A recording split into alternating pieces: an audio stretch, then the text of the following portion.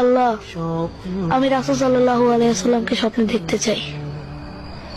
আপনি আমার দোয়া কবুল করুন আল্লাহ, কবুল করুন।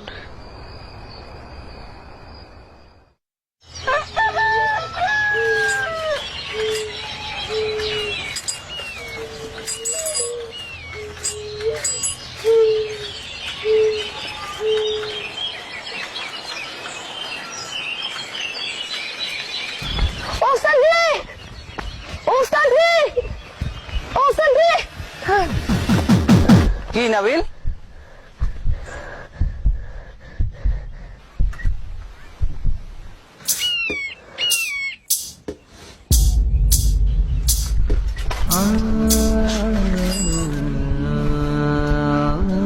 কি হলো সত্যি?